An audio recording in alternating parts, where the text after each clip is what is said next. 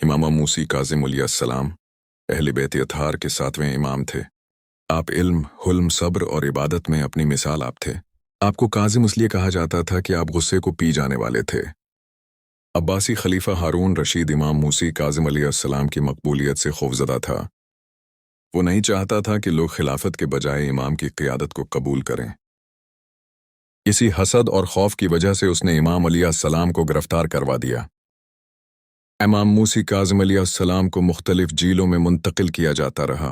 قید و بند کی سختیاں بہت زیادہ تھیں، لیکن امام علیہ السلام نے ہر آزمائش کو صبر اور شکر کے ساتھ برداشت کیا۔ تارک جیل کی کوٹھڑیوں میں بھی امام علیہ السلام عبادت میں مشغول رہتے تھے۔ آپ کی زبان پر ہر وقت اللہ کا ذکر رہتا تھا۔ آخرکار امام علیہ السلام کو بغداد کی جیل میں قید کیا گیا۔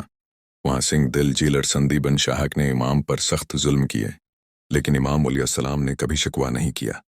ہارون رشید کے حکم پر امام موسی کاظم علیہ السلام کو زہر دیا گیا۔ شدید تکلیف کے عالم میں بھی آپ اللہ کی حمد و ثنا کرتے رہے۔ 25 رجب المرجب 183 ہجری کو امام موسی کاظم علیہ السلام شہادت کے عظیم مرتبے پر فائز ہو گئے۔ شہادت کے بعد ظالموں نے امام کے جسم مبارک کو بغداد کے پل پر رکھ دیا، لیکن اس ظلم کے باوجود لوگوں کے دلوں میں امام کی عظمت اور بڑھ گئی۔ بعد ازاں امام موسی کاظم علیہ السلام کو کاظمین میں دفن کیا گیا۔ آج بھی لاکھوں زائرین وہاں حاضری دیتے ہیں۔ امام موسی کاظم علیہ السلام کی زندگی ہمیں صبر، استقامت اور اللہ پر کامل بھروسے کا درس دیتی ہے۔